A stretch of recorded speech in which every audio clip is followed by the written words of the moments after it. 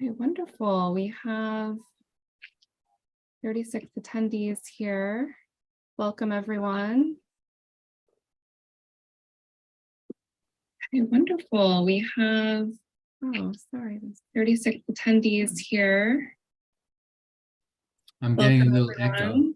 Yeah, sorry about that. Okay, is that better? Fantastic. Yeah. Okay, Yep. Great. Okay, hello and welcome to the 2022 Mercedes Matter Awards ceremony. My name is Kara Carmack, and I'm the new Exhibitions and Public Programs Officer at the New York Studio School. It's been an honor to work with the Studio School alumni on this year's virtual exhibition, who have so warmly welcomed me into the community. I'm pleased this evening to introduce a very familiar face, Michael Chan, the Alumni Association co-chair and our moderator for this evening's ceremony. Thank you, Michael. Thank you, Kara. Thank you, Kara, for this great job, by the way. I think we're so lucky to have you. Kara has organized all of this and done a wonderful job, made my life and other people's lives so much easier. So a big thank you, Kara. We look forward to more. I'm also very grateful to our two jurors, very esteemed. The format for tonight will be take you through some interesting facts that Kara's put together about this year's group of exhibitionists. And then I'll read Yasmine's bio and we'll hear a little bit about her journey to where she is today. Do the same thing with Seth. And then Seth will take us through his selections, and then Yasmine will take us through her selections, and they both made some great selections, I have to say. And then there's Q&A, right? There's Q&A. Can people put their questions in as we're going? And then if something interesting, and you can upvote and downvote the questions, which I'm really excited about. And then if I see a question that seems relevant, can I just ask it? Yes, please enter your questions into the Q&A. And then this exciting new feature that we're excited to test out today, there will be a little thumb underneath the question. So if you want to upvote that question and push it to the top of the queue, be sure to kind of vote by pressing on that thumbs up, and then that'll take it up to the top. So we'll prioritize those questions. And where do we see we see the questions, we click on the Q&A, is that it? Yeah, okay. No open questions, all right. Okay, great. So with that wonderful start, Kara, why don't we go to the first slide, please?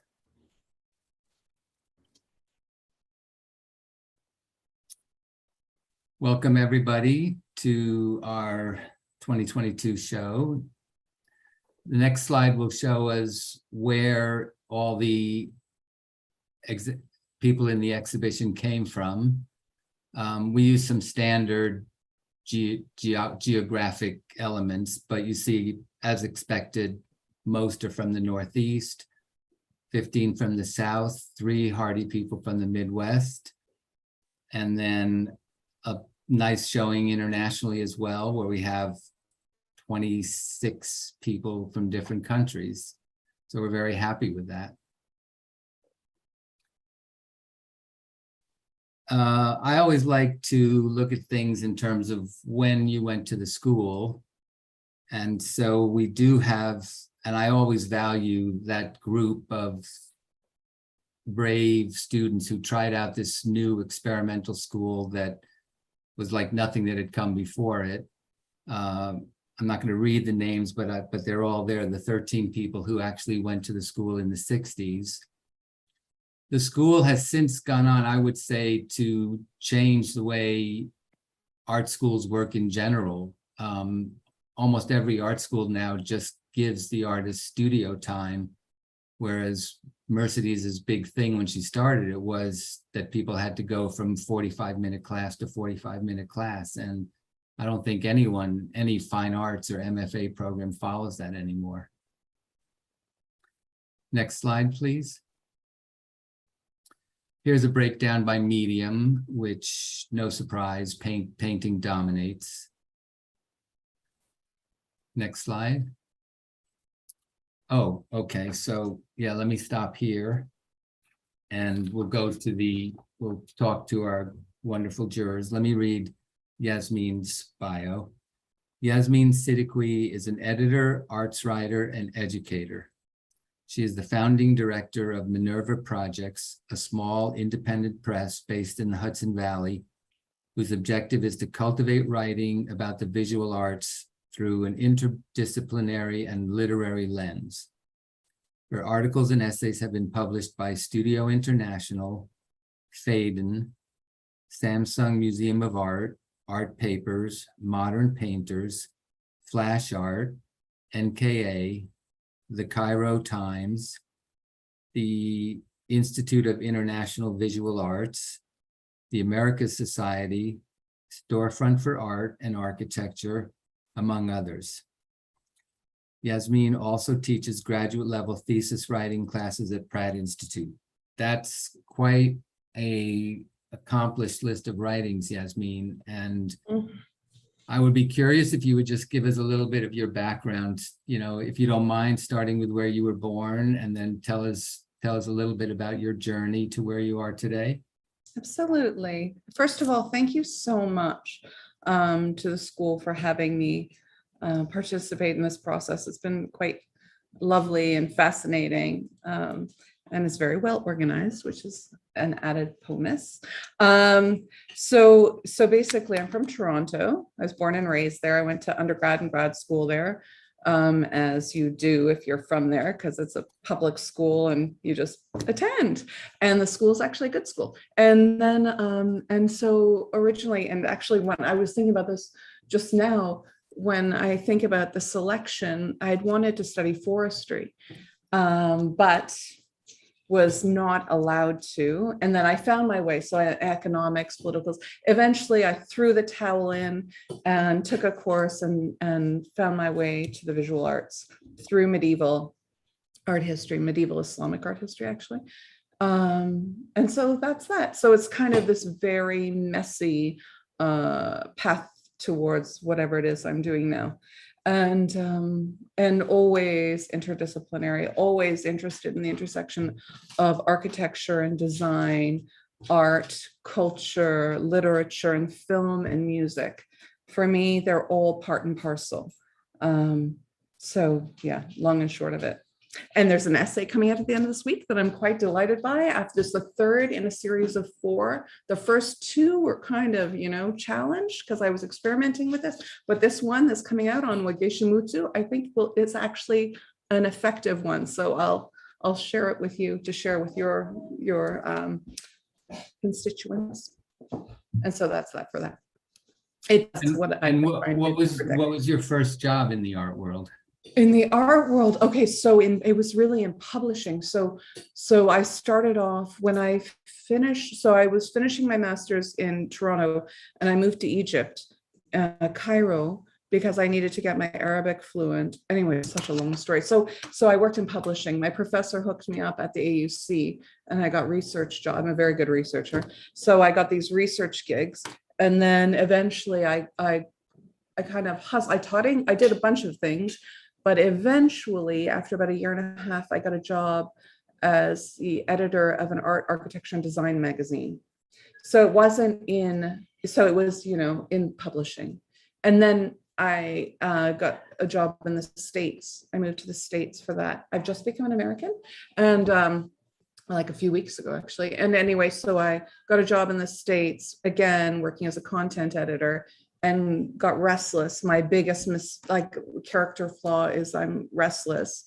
So I then went to Bard and left a really good job where I would have anyway. So I left a good job and I did another graduate degree and I was working as a curator. And then I did that for a while and I do it infrequently. Really, language is my place. Writing is and editing is where I belong, but I do the other stuff occasionally. But it was always like tangential or within the art sphere. But but my better place is probably where I can just be quiet. I can't bother anyone. You know, I wouldn't call restlessness a flaw at all. no, It's it's a a big very flaw. positive attribute. We'll see when anyway, we'll see when I'm 85 or 75 or even 65, how that turns out. Tell us a little bit about Minerva. How long ago was it established? Is it completely independent? How do you choose your book subjects? So it's highly subjective, of course. It's it's a big story, but to make it it is very independent. It's very small. It's in Minerva is kind of in a sense, my lifeblood. It's an opportunity for me to step outside of my head and away from this table and meet with, as I said, like any sort of person working in interpreting our world, be they a visual artist, a poet, a filmmaker, a composer. And so I work with a range of characters. There are 9 projects currently on the go. 2 are done but not done. They're published. 3. Oh no, 3. Oh my gosh, 3. And it's been up. This is stupid royal we. So a year ago, it kind of launched. Really, the book started coming out in 2021. I highly suggest everyone go to the website. That is, I have to do everything. So, and I'm not technically savvy. So bear with it, but you can always go to Small Press Distribution, find the books, and we have an event. Okay, so you know what? I'll leave it in the concrete. On October 10th at 6 p.m. at the National Arts Club at Gramercy Park, we have a public event. It's free and open, funded by everything I do through fundraising. So it's through a MacArthur X grant. And so, it's a lot of grant writing. I'm terrible with donors. I don't know how to do that. So I do grants.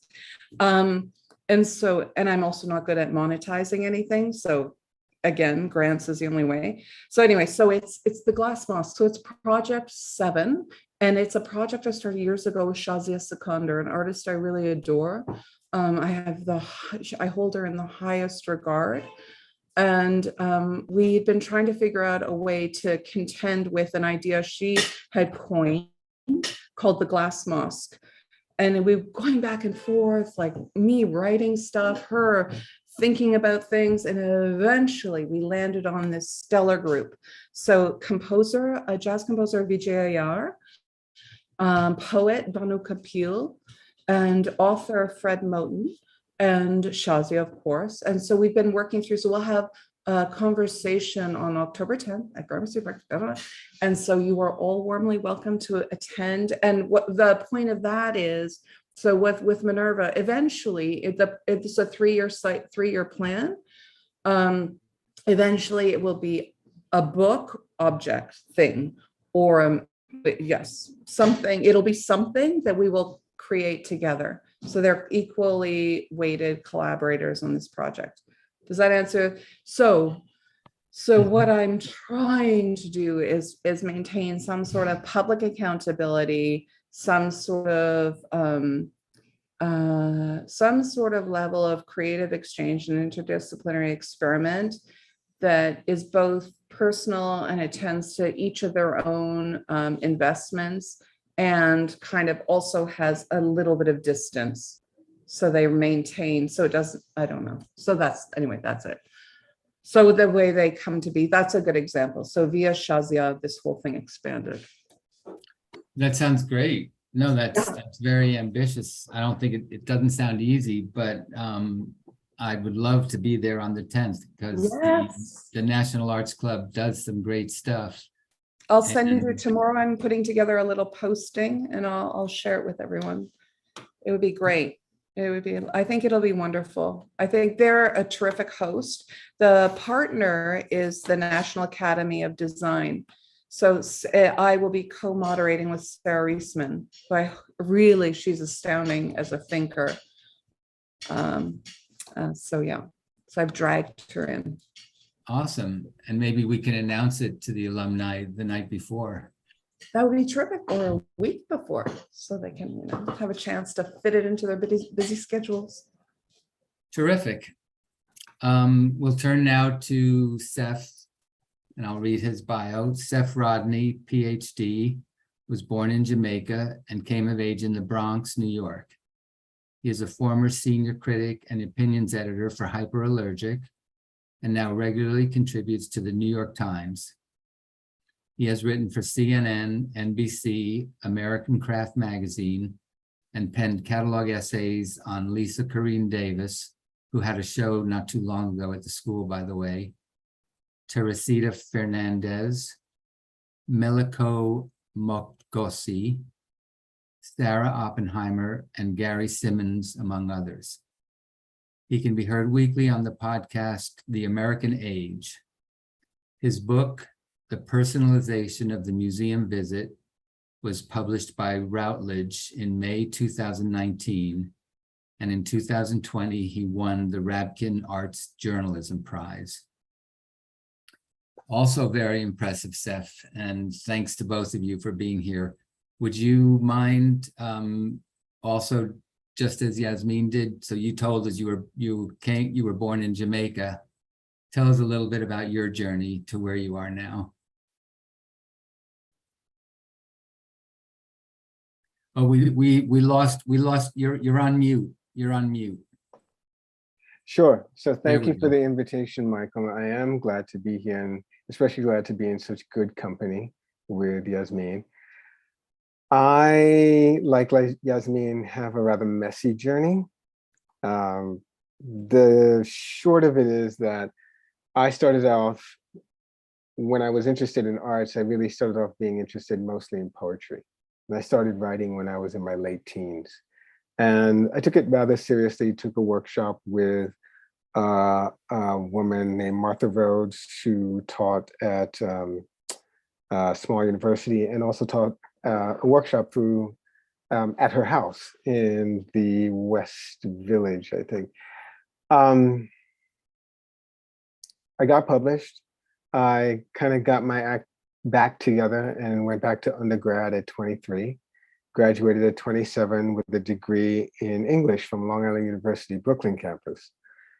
But within those 4 years, I really fell in love with visual art, particularly photography, and particularly black and white photography, and started to take photographs myself. I used a huge 4x5 camera, which is, for those people who are familiar with the technical ins and outs of photography, is one of those cameras where you have to focus the image on the ground glass in the back. And so you sort of imagine those old Western films where they've got like some guy with the sheet over his head and he's peering into this camera that's on a big tripod. That's sort of the setup. I worked up a photography portfolio, determined that I would get out of New York, which is where I grew up, and live somewhere else. And so I ended up applying. Was after graduation from Long Island University? That is correct. I took a year to just work up a photography portfolio, did that, got into school at UC Irvine, got a scholarship, went there, did my 2 years, got my MFA. And then when I was done with my MFA, I realized I'm not really a studio artist. I'm not really good at this. Language is my thing. And how I knew that was that my final piece for my MFA degree, I used text, and the text worked better than anything I'd done in the previous 2 years. And then there were the years in the wilderness.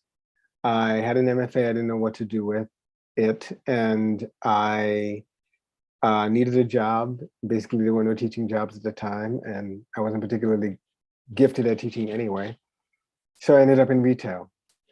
And dear reader, it turns out that I'm pretty good at selling shit, especially overpriced fashion shit. When you Can be say charming. retail, what were you selling? Yeah, I started off at this small haberdashery, kind of old school store called Alex Sebastian in South Coast Plaza Mall. Got recruited to work at Hugo Boss, and then eventually got recruited to work at Armani in Beverly Hills. Side note about the Hugo Boss thing, just so people know I'm not bullshitting you. I was such a good salesperson that 2004, I was was it number three, number four in the country for sales, for Hugo Boss. But then I got really tired of doing that because it's the kind of job I could do on autopilot, frankly. And so around 2006, with the help of my therapist, Jenna, thank you, Jenna, I got my act even further together and decided to go back to grad school. I applied for programs outside of the US because I wanted to live outside of the US, and got into a program at Birkbeck College, University of London in London. And I started that program in 2006. And I really cannot, it would take a really long time to talk about the sort of depths of despair I went through as a graduate student working on a PhD in museum studies. Suffice to say, it took a really, really, really long time. And I finally got my degree in 2015. And it was at that point, I had already written one thing for hyperallergic. And of all the sort of publications available within the New York metro area, I thought I wanted to work for them.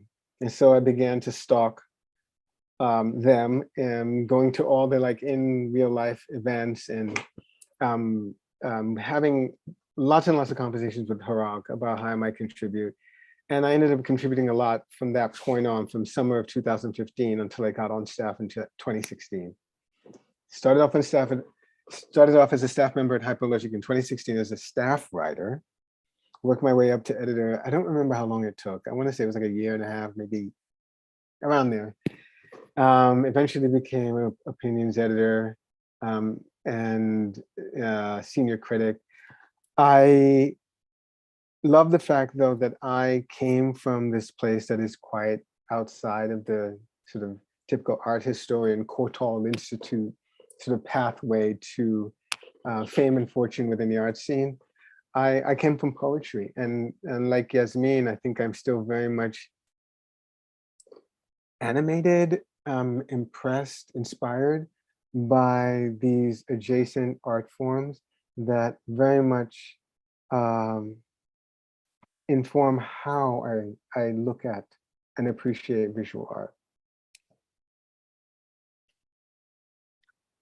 Two great stories.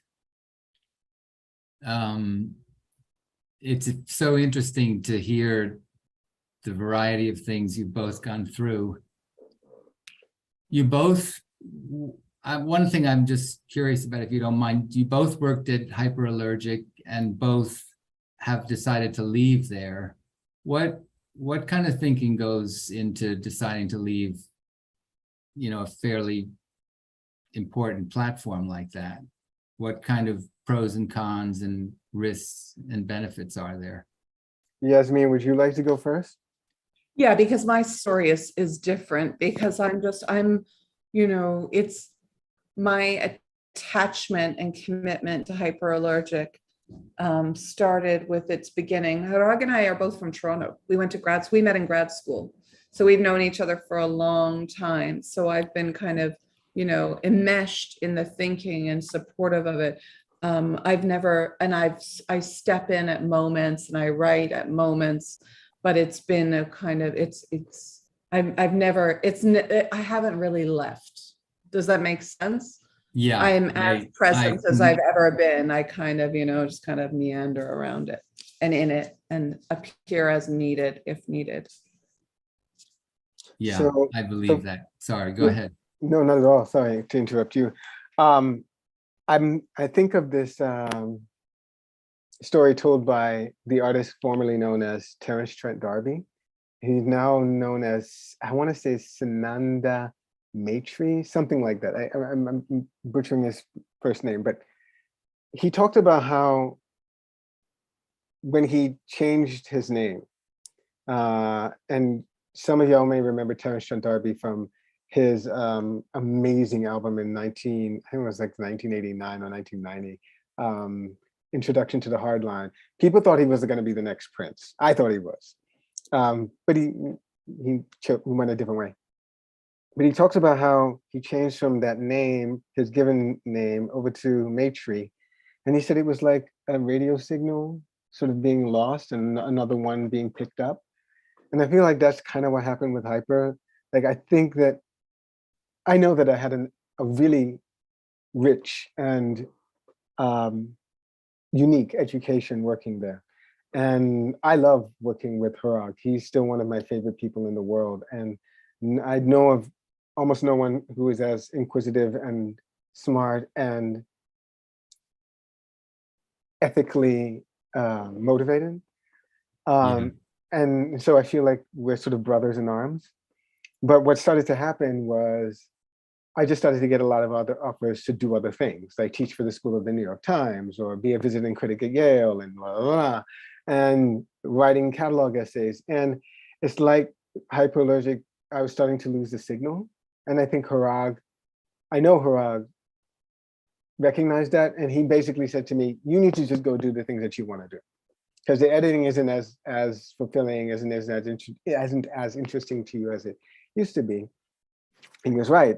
And since then, I've gone on to do a lot of things that I didn't know I really wanted to, but I did not know I really wanted to do, but it turns out that I do, such as co-curating a show on sports and art, which will open at SF MoMA in 2024. So that's a big deal. It's a really great opportunity for me to co-curate with some people I super respect, like Katie Siegel and Jenny Dunlop Fletcher, and Christopher Bedford's in the mix as well, too. Christopher Bedford, for those of you who don't know, former director of Baltimore Museum of Art, now the director of SF MoMA. And then there's a few other curating things I'm doing in the fall, when a show at 5 Miles Gallery in Brooklyn, and a show in the spring of next year at Bill Lowe Gallery in Atlanta. So these things I've sort of started to become attuned to, and they're ways for me to really think differently about my position in the art scene and to use different muscles. So I'm just grateful. Fantastic.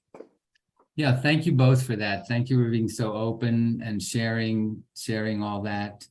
I just see that I thought it was a question. It's actually my friend David Rich saying thank you, and he has to leave. So I just wanted to give him a shout out.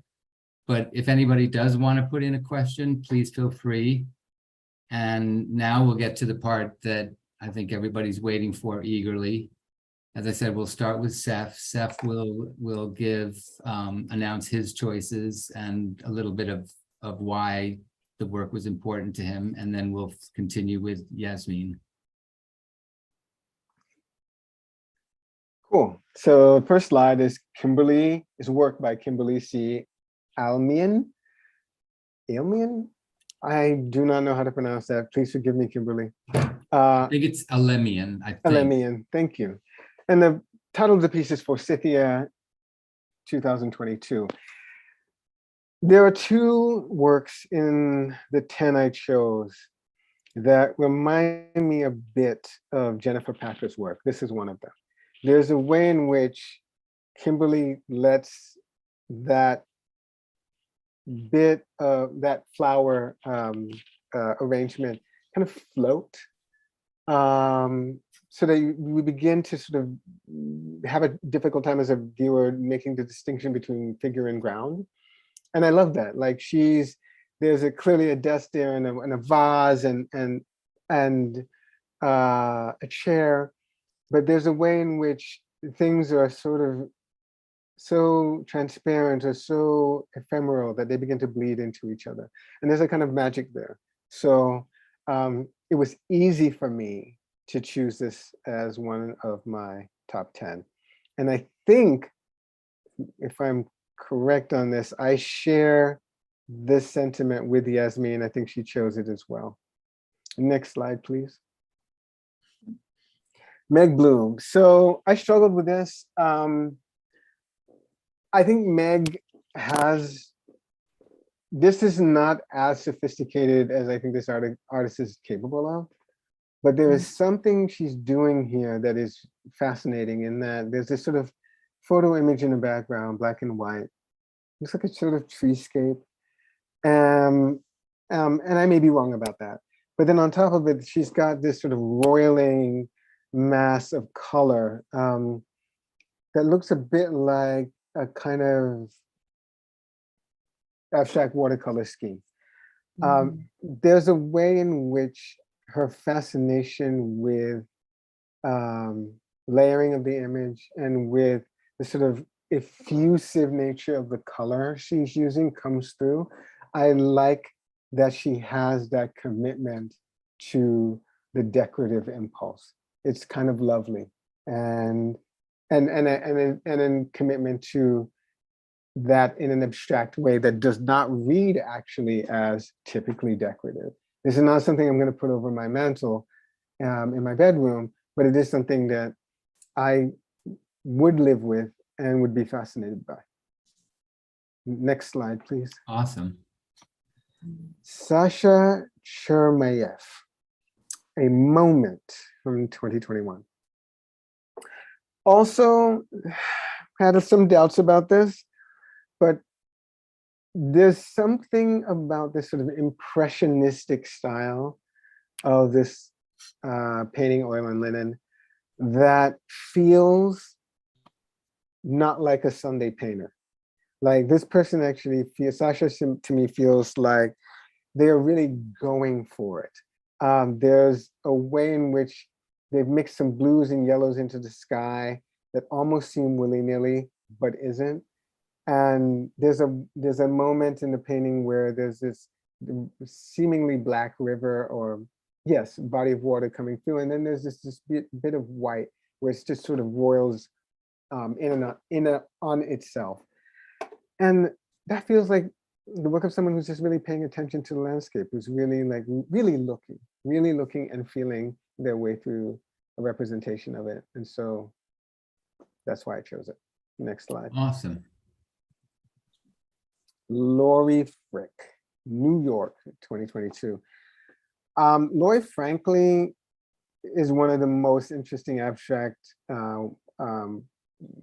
artists, painters. Well, this is hand and found paper, so maybe, I don't know, collages, in the entire cohort. This is just really fascinating visually to me. How particular it gets, and yet how much it actually comes forward as this sort of, I don't know, kind of almost identifiable as a kind of, I don't know what to call it actually. I mean, I want to say map, but that's not it. Maybe what fascinates me about this piece most is that it doesn't quite fit into any category. Like it's not quite collage, it's not quite a map, it is abstract, but how this relates to New York, I have no idea, but visually it's compelling. Next slide. Oh, I chose two by this person, Darcy Gerbard. This and the next one. So I'll talk about this one and then I'll probably talk about the next one in the same breath. Darcy uses colors that seem very, what's the word? Very digital, very of the sort of digitized moment. They're, I guess in another context, I would have called these garish. What amazes me about this work is that it is so sort of propulsive. It has so much energy. There's a way in which these abstract forms just feel like they're energized. I don't know, by solar winds, by Darcy's will, and by gravity. It kind of doesn't matter to me. There's just not much, there's no other abstract work in the whole cohort that I felt was as energetic as Darcy's. Next slide. Yeah, same thing here. And I love that in the background, there's this kind of mantle in this door. And there's this, again, this sort of decorative sort of filigree flying around it. just because the artist wanted to do that, and that's what made Darcy happy. I really like both of these pieces very much. Next slide. I don't know if you know this, Seth, but Darcy does a lot with computers and artificial reality and artificial intelligence. So that's interesting that you looked at these paintings but picked up on the digital source. Oh yeah, for sure. I mean, the colors were there, and there's a way in which digital work looks digitized, and a lot of that work can look super willy-nilly and not well thought out, but not with Darcy. It felt like they're onto something. Awesome, great. Yes, I struggled with this. I went back and forth with this for like a good 20 minutes. The composition is so simplistic to me that weighed against me. But then I look at the way the branches, especially in that upper middle quadrant of the painting, look at how sort of like menacing they are. There's something in Paula's work that is going for a kind of emotional register in fairly obvious representational schemes. And I like that. And I think this is another one of those pieces which Yasmine and I agreed on as stellar, as unique. That's Arch from 2021. Next slide. Thank you. Hearn Pardee, Pillars, 2022. I didn't love this piece, truth be told, but I like it. And I like it because it reminds me a bit of two other artists that I think Hearn's in conversation with, and that's Lisa Corinne Davis and Julie Meritou. Julie Meritou for sure. There's a kind of playfulness here that I like, especially with the choices of color. And there's a kind of searching quality to the work. Like, I feel like if I saw work from this artist like 3 or 4 or 5 years from now, I would like it even more. I like where they're going. Next slide, please. David Rich. Yeah, you mentioned that David had to leave, and I was sorry to hear that because I knew I was going to talk about his work. This is unique among, I think, all the pieces that I saw. It's really just about color and shading and surface, and it's a very painterly painting, and I like that. I like it when people who just like the language of abstraction and go deep into it to find something in themselves to say through that medium, find it. And this painting feels like it's found it. Beautiful. And that's inextricable from 2019 to 2021. Yes, thank you, Kara. So I think this is the next one. Yes. And again, I think Yasmine and I agree on this.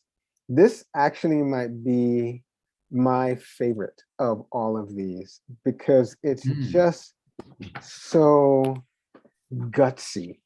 Like this, Patricia Hughes Richards, the title of the piece is The Window View to 2022. It's just kind of giving you a landscape, but like a landscape in the most poetic terms, like a landscape that does not show up as it would in a photograph. I mean, branches and leaves and flowers are kind of vying for space in the forefront, and my eye doesn't necessarily know where to look first, but it's all kind of yet in harmony. And there's a way in which it keeps rewarding my looking the longer I give it. So very easy for me to pick this. A stellar painting. Congratulations, Patricia, you did it. Beautiful. Terrific. Thank you, Seth. It was wonderful hearing you talk about your selections like that. A lot of poetry there. Yasmine, it's all yours. Okay. So as Seth mentioned, we share this deep appreciation for Kimberly Alimion's work here for Scythia. For me, I mean, what Seth noticed was fascinating, this floating, you'll see in a lot of my selections, right? Currently, I'm very interested in this fragmentation of the plane, and this did that. I felt like I was pulled in on multiple, on various planes, and the treatment of these blooms, I thought spoke to that, the very fragility, the very fragile moment of the end, at the end of a season that I found quite captivating. Next. Nina Cardenbaran. So again, this, I mean, clearly there are certain formulations that are kind of obsessing me right now. And again, I'm interested in these the bifurcation of space, and this, and what I was struck by in this painting is LOP 2022 was the sort of strict line. Sorry for the background noise. I live with a lot of people, but this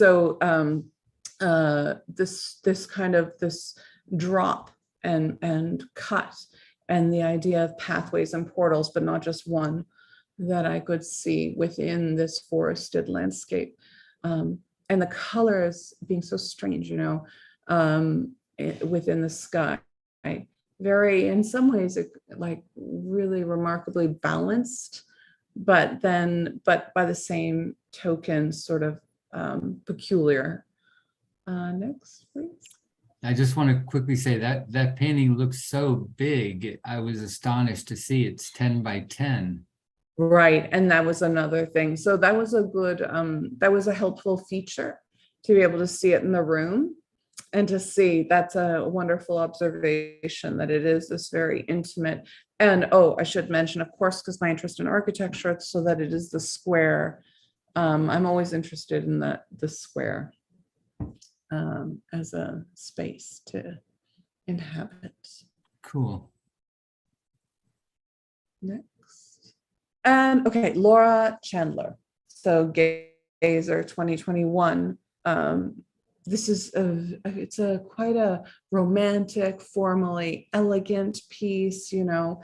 It has, but I felt that the treatment, of course, the opposite of the last is quite large.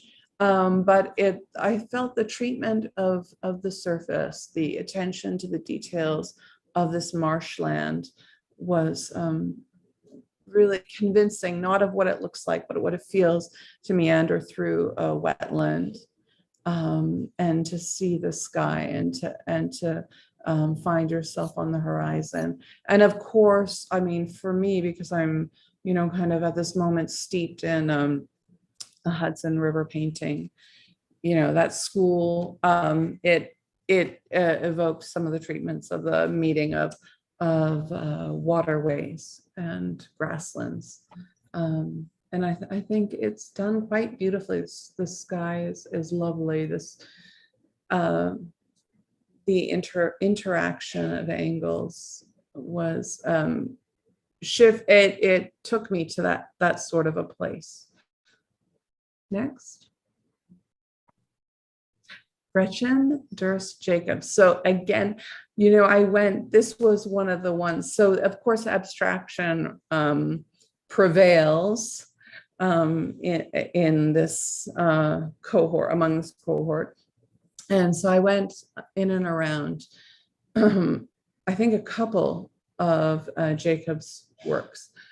And I settled, I was looking at the two, and again, the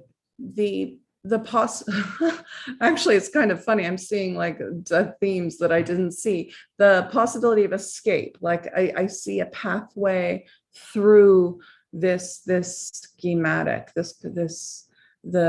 schematic and the line, and this, and also a release with some of the markings, the use of black shapes and gesture that I think really allows for a sort of an energy within this, this abstraction. And next. Excellent. Anne Filson. So in and among all the painters, there are some who work with objects and some with, and so this was an unlikely choice given me and my obsession with the, nature, but not so unlikely. I'm interested in pattern. I'm very interested in textiles. And the way we come upon materials. It's, it's a piece that up in the air, 2021. So it very much, and large, of course, reminds me of this kind of I'm a very, my tendency is towards restraint, like extreme painful restraint. And so this was a breaking out, and a rigid pattern with some kind of brightness, pixelation, a sort of a nod towards the way imagery manufactured, that's the wrong word, imagery is constructed or concocted or even imagined now. I thought it was a very interesting way of dealing with or attending to pixelation. Next. Mm-hmm. Aha, Judy Gittleson. So I went back and forth on this, but I couldn't help myself. That red and the shape of the body and the stature and the dog, all of the elements, I just thought, and the gaze, like just the strength of the form appealed to me deeply. The tool, this idea of, the holding on to a staff that looks more like something used in for work. Artemis, of course, we have, and I'm, Minerva, Artemis. I mean, I'm always interested, and it just takes my head into these different spaces in terms of these iconic and mythological characters. So I didn't even, to be honest, I didn't notice the name, the title, until after I was just staring at this painting and then looking at it in scale. And I'd be curious to see it in real life, to see if the surface holds up, if it does have this luminous like quality that I have on my computer screen, if it renders as flat or alive. It's hard to tell in this way, but regardless, the lines I think are so compelling. And I mean, the dog looks like my Eleanor. So next. Coincidentally, I was just talking to Judy, who told me she was going to be on tonight. So if you are Judy and you want to reach out in some way to Yasmine, or just say hello or ask a question, or anybody else for that matter, please feel free. I'd be delighted. Oh, next. So again, this, like, I think the body for me is so important. So Linda Gritta, Evening Lake Summit. I thought the intimacy, this is tiny painting, just that gentle intimacy, the horizon again holding on, appealed to me deeply. And I was utterly convinced by this moment and again, that time of day is really held my attention, even though, yeah, and you do look, I mean, I would like to again see it. You can, I wonder how light the strokes are or heavy. I don't have a good sense of that, but I thought the construction of the image and the use of color and the exchange was beautiful. Next. And this we share. And similarly to what Seth was saying, I didn't really go back and forth because, of course, like, you know, this idea of the ominous present and the light and this like way forward, I couldn't resist. And then also, like, you know, unusually there are these funny marks. You see these almost electric sketching out of space within the arc, that I think is so mystical. And that's what appealed to me here. And the simple arrangement, but again, the pathway is very appealing. And the use of blues, it was such like a light touch. Works well for my eye. Next.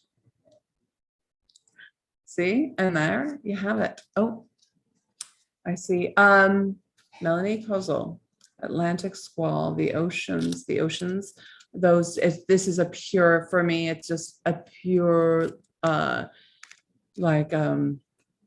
immersion into the range of what blue can do, you know, what the ocean and what the coastline offers. It's just a visual pleasure. And again, the square, which I always find intriguing. As a photographer, Seth, your square format, is that a thing? Anyway, so next. And this, okay, so this I went back and forth on between Another this square. and the other one. Yeah, I mean, it's a thing. So Adrian Lovell. So I went back and forth on this one and there were two. And I'm quite interested in textile design, and I'm quite interested, of course, in architecture. And I felt that this offered some sort of unusual, strange kind of schematic. And the colors appealed to me, the terracottas and the greens. Early fall tree, 2022. Next. Is that it?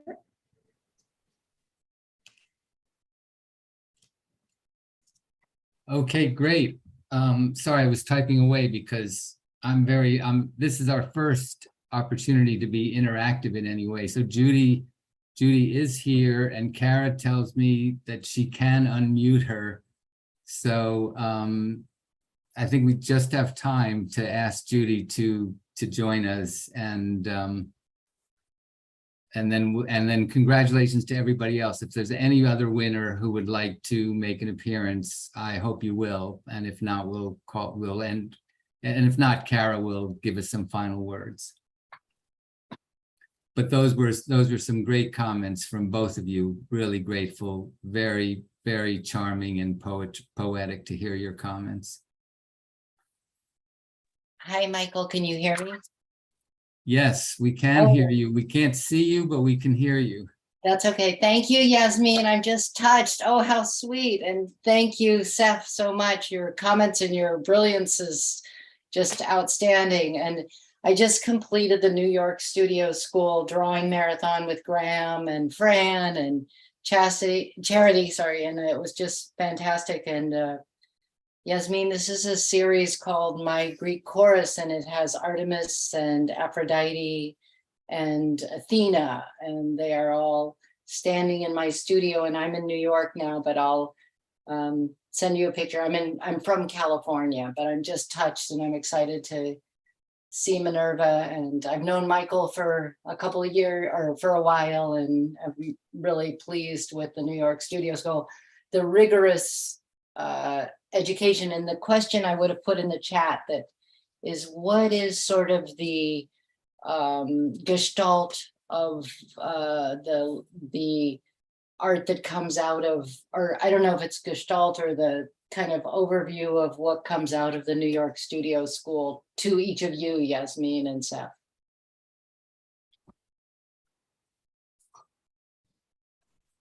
Who wants to go first? Seth, you first? Would you like me to go first? Absolutely. Okay.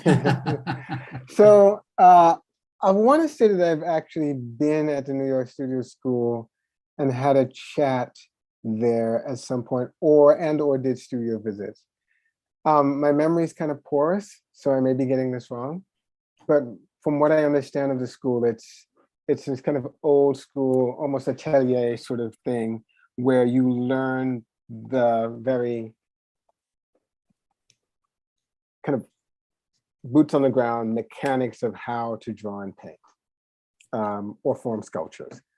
And there's a part of me that's always going to believe in that kind of education. I mean, you know, so we all know that this sort of template for the contemporary artist is, the artist is a kind of director, right? The artist is a kind of person who like picks and chooses various mediums that they employ in service of an idea, right? So it kind of doesn't really matter what the objects are. It's contemporary art is very much about ideas, but there is something I think that happens in the studio when you are that kind of artist, when you immerse yourself in the actual nitty-gritty of pigment, of the line, of color, that you go to someplace else that I don't go to. And if you're lucky enough, good enough, stick to it long enough, you come back with things that you've discovered. I'm always going to be in favor of that. Nice, very nice. Yasmine? Yeah, similarly, like riffing off of what Seth said, you know, very much with the way, you know, for better or worse, the way I enjoy working is being completely immersed in the materiality of whatever it is I'm working on. So similarly, this emphasis, the emphasis of the school on paint and stone and wood is extremely appealing. I see it analogous to the way I treat writing and writing about art, where I play in words, and not always to an effect that resonates as contemporary. Like, and sometimes that seems stodgy. I seem like trapped in the past or like caught up in my own thing. I'm not saying that's what's happening here, but I'm saying the materiality of language is so important to me. And I think the material quality, the media at play here is so important to the artists in this group. And so that I find quite powerful, actually. And that's, you know, as its own thing. Nice. Kara, I'm excited to say Ann Fielson, the textile artist, is on, and Heather Ewing, who is the senior associate dean at the school that the Alumni Association rolls up into, is also on. Can we give them both the mic and have them say a quick hello?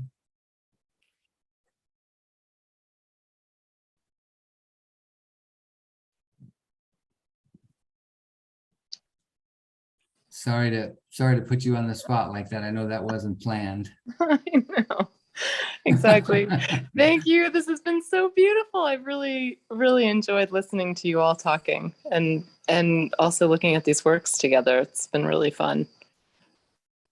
And thank you, Heather, for all you've done to keep the Alumni Association going during this new era for the school, which we're very much looking forward to.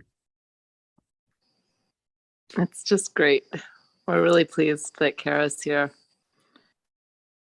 Yeah, Kara's been amazing.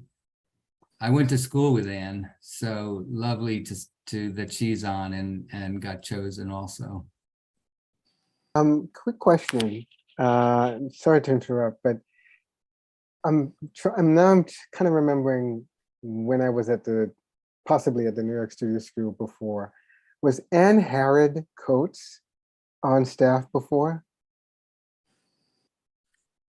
I don't know that name, but Okay, I so I'm confusing with somebody else. I wouldn't be the person to know, actually. No, I thought she was a marketing director, but maybe I have it mixed up. Was Sharon Loudon there at the school before? I don't think she ever taught. I think she probably has guest lectured at some point. Okay, all right, okay. all Seth right. has lectured too. Who had? Seth I did? talked about his book. You talked about your book in the evening lecture series a couple of years ago. Oh, wow. Oh, good. Thanks for remembering. I was wondering. Yeah, okay, cool. I'm happy to be able to say something. I'm very happy to be included in this group of prize winners because, well, it was a long, messy process for me of, I did paint and now I make quilts. And I tend to feel like, fine artists are still not really going to accord people who aren't working with paint the same respect as, capital H, capital A, high art. But so it does feel wonderful to not be fighting against that. But you talked about what is the ethos of the school. And I want to quote Wolf Kahn, who I knew from the 70s. I saw him within the last few years and asked him about his experience with Hans Hofmann. And he said to me, I was a faithful student of Hans Hofmann's and I still am. I mean, he was in his 90s. And I feel that way about the studio school. It still means a great deal to me. And what I think it's all about is dynamic composition. And then for me, it's all about color. So anyway, thank you very much. Wonderful piece, Anne. Thank Really, you. really beautiful. Thank you. I think this idea that, I've heard that so many times. I'd probably say 99% of alumni feel the way Anne does. There's something we got at the school. I'm not even an artist anymore, but I've come to realize that was a real high point in my life, actually. And I think there are almost everyone I meet who's gone to the school feels that it's changed their life. This is a really interesting moment for the school because on the surface, what we would be most opposed to would be this whole idea of digital work. And, one of the ethos of the school was to be in front of the actual painting. But it's turning out that whatever that magic ingredient is, does translate just the way both of you were able to pick work and respond to it, and it resonated with you. And our digital classes, what you might have thought was the worst thing for the school, we now have a global footprint with our digital classes. And so I really think the best is yet to come for the school. Kara, if you want, and we're just running out of time, so I think I will pass it over to Kara. I'm grateful to everybody who participated and showed up and spoke. And Kara, if you want to tell people where they can order the catalog and a few closing words, that would be great. Wonderful. Thank you all. So we are taking pre-orders for this year's alumni exhibition catalog. The special pre-order price is $25. It will be $30 after it's in print. To pre-order, you can just do so through our website, through our donation page. There's a drop-down menu that has a line that says Alumni Exhibition Catalog. So please select that.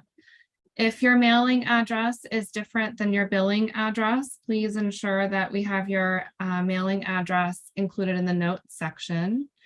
And if you have any questions, as always, about anything, please email me. And we will, of course, announce the publication of the catalog when it's out in hard copy, giving you various ways to order it. It will be on our social media. You'll be receiving emails about this as well, but I'm happy to announce that it's now available to pre-order.